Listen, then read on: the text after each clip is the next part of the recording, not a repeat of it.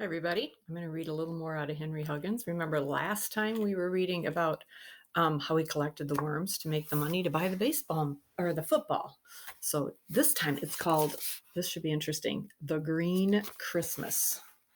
Henry was glad he sat in the row by the window in room 4 because he could watch for snowflakes. Even though his father said they would probably have a green Christmas this year, Henry still hoped for snow. He was pretty sure the package hidden behind some boxes in the garage was the sled he wanted, a real flexible flyer. While he sat at his desk looking out at the clouds for signs of snow, he was listening to Miss Roop talk about the Christmas operetta and thinking he had taken part in enough school plays for one semester. In September, he had been second Indian in a play for the Westward Expansion Unit. That hadn't been too bad. He had stuck an old feather out of a duster in his hair and worn an auto robe his mother let him take to school. It was an easy part because all he had to do was say, ugh. First Indian and third Indian also said, ugh. It really hadn't mattered which Indian said, ugh.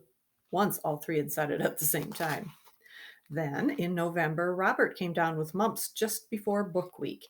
At the last minute, Henry had to wear a long cotton beard and read Robert's part, one of the seven dwarfs, in a play called Storyland Favorites Come to Life. It was not a play that appealed to Henry, but at least he did not have to memorize any lines or do much practicing because there wasn't time. During the performance, he had to stop reading several times in order to take pieces of his beard out of his mouth. His worst part had been in a parent teacher program for National Brush Your Teeth Week.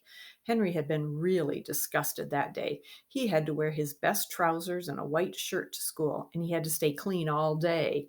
Then he missed practicing with his football because the meeting was after school. Worst of all, he had to stand up in front of all the mothers and teachers, bow, recite, I am Sir Cuspid. My job is to bite. Brush me twice daily to keep me so white. The kids had called him Sir Cuspidor for a long time after that. Now Miss Roop was telling the class that the Christmas operetta was called A Visit to Santa Claus. It was about a mother and father and their two children who visited Santa Claus at the North Pole on Christmas Eve. Henry thought it was a dumb play. In the end, it turned out that the little boy had dreamed the whole thing. Henry disliked stories that ended by being someone's dream.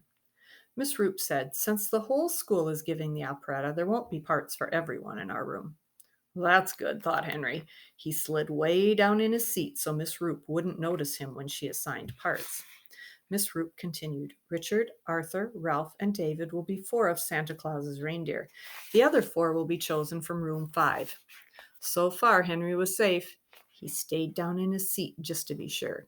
Mary Jane, you are to have the part of the dancing doll. Beatrice, you will be the rag doll. Girls' parts. Henry felt a little safer. Robert, you will be the big brown dog. Miss Roop went on. All the children laughed. Ruff, ruff, ruff, said Robert. The children laughed again. When Miss Roop started to hand out the parts, Henry decided she had come to the end of the list. He sat up straight in his seat and looked out of the window at the sky. It looked darker. There might be snow before Christmas after all. He was glad he wouldn't have to stay in after school to rehearse A Visit to Santa Claus. He wanted to make snowmen and throw snowballs since, of course, his mother and father would not give him the flexible flyer until Christmas. When he had his sled, he wanted to coast on the 32nd Street hill. Miss Roop, holding one part in her hand, stood in front of the class again and smiled in Henry's direction. Just in case she was smiling at him, Henry quickly slid down in his seat again. She was smiling at him. She said, And the best part of all goes to Henry Huggins. Henry, you are the shortest boy in room 4, so you are to have the part of Timmy, the little boy who dreams the whole story. The class shouted with laughter. A little boy! It was worse than anything Henry had imagined. He could never live down the part of a little boy. Sir Cuspid had been bad enough, but a little boy, the kids would never stop teasing him. Miss Roop, he said desperately, there are lots of littler kids in the lower grades. Couldn't one of them have the part? No, Henry, all the second and third grade boys are needed for the chorus of polar bears, and the first grade boys are too little to learn so many lines. She handed Henry his part. So many carbons had been typed at one time that the thin paper was almost too blurry to read. He doesn't look very happy, does he?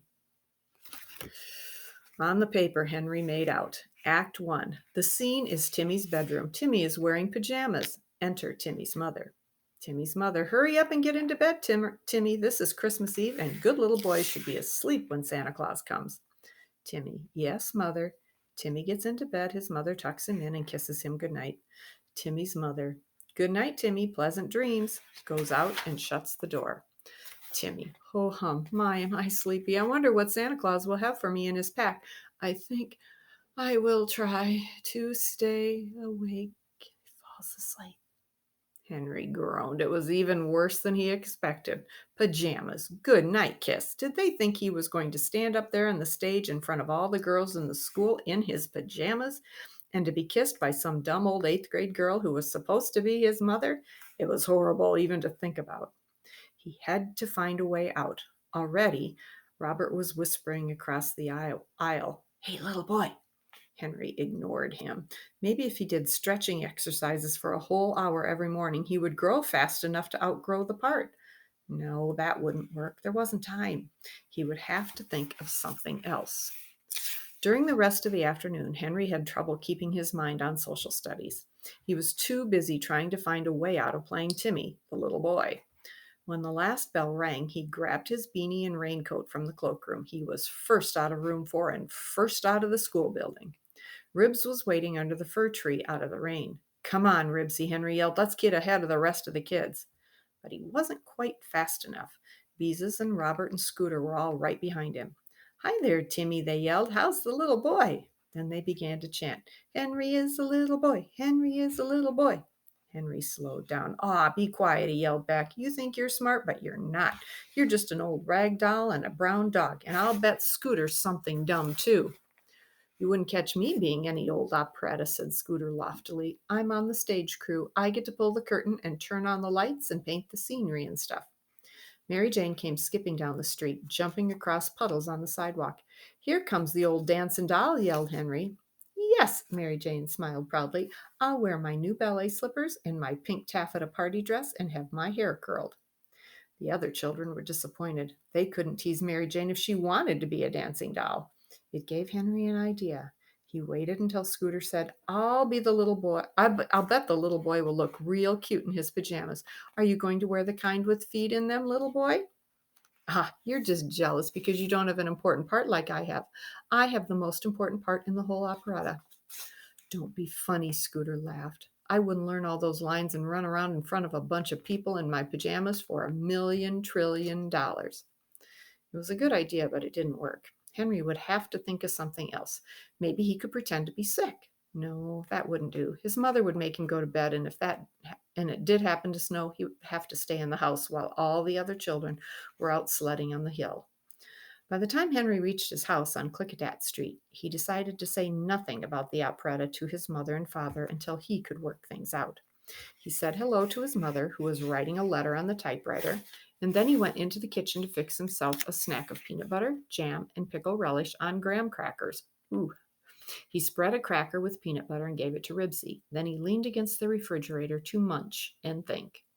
Tap, tap, tap went the typewriter. Henry fixed himself another cracker. Tap, tap, tap. He heard his mother pull the sheet of paper out of the machine. Then he heard her go into the bedroom. The typewriter, that was it. Hey, Mom, can I use the typewriter? May I use the typewriter? May I use the typewriter? Asked Henry patiently. Yes, Henry, but don't pound too hard. Henry gulped down his graham cracker with peanut butter, jam, and pickle relish. He wiped his fingers on the seat of his jeans and went into the living room. There he sat down at the desk, took a sheet of paper from the drawer, and put it into the typewriter. He thought a while and then began to type. He didn't make the typewriter go tap, tap, tap the way his mother did. He made only one tap at a time, and then, after a long pause while he looked for the right letter, he made another tap.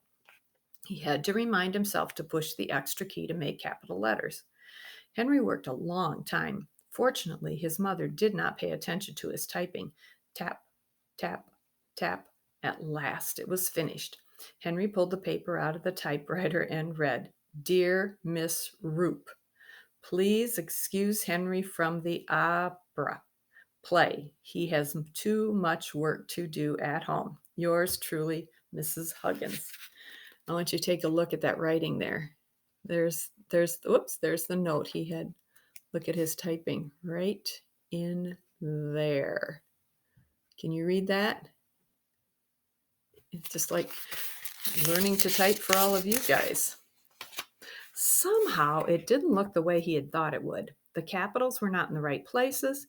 He knew much wasn't spelled with a J or yours with a Z. His fingers had just put themselves on the wrong keys. Henry tore his letter into little pieces and threw them in the fireplace. He ran another piece of paper into the typewriter and started again. Tap, tap, tap. When the second letter was finished, it read, Dear Miss Roop, please exclude Henry from the play, as too much work to dote at home. Yours truly, Mrs. Huggins. There is that one. Doesn't look a whole lot better, does it? Henry studied it. Those capitals again. He pushed the thing too soon or not soon enough. And then who ever heard of a word like exclude or doit? His fingers just didn't hit the right keys. No, the letter was not a finished product. Henry tore this one up too and threw it in the fireplace. He would have to think of something else. When rehearsal started after school the next day, Henry still had not thought of a way out. Miss Roop said that today the children would read their parts, but by next week they must have them memorized. Henry, you and Alice are on the stage first, she directed.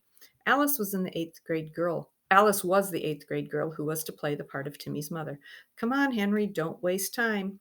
Henry slouched up the steps to the stage. He pulled his crumpled part out of his hip pocket and looked at it. He decided to pretend he couldn't read it. Maybe if he read everything wrong, Miss Roop would give someone else the part. Alice read, Hurry up and get into bed, Timmy. This is Christmas Eve, and good little boy should be asleep when Santa Claus comes. Henry held the paper almost against his nose. He frowned and squinted. He didn't say, Yes, Mother. He said, after scowling and twisting the paper around, Yeah, Ma. Henry Huggins, Miss Roop interrupted. You read what is typed on that paper. Well, gee whiz, Miss Roop, it's so blurry I can hardly see what it says. Bring your part to me. Henry slouched off the stage and handed it to her. Now, Henry, it isn't as blurred as all that. However, since you have such a long part, you better trade with me. Well, that's that, thought Henry. None of his ideas seemed to work. Continue, ordered Miss Roop. That's all for today. We'll pick up a little more tomorrow. Have a great day.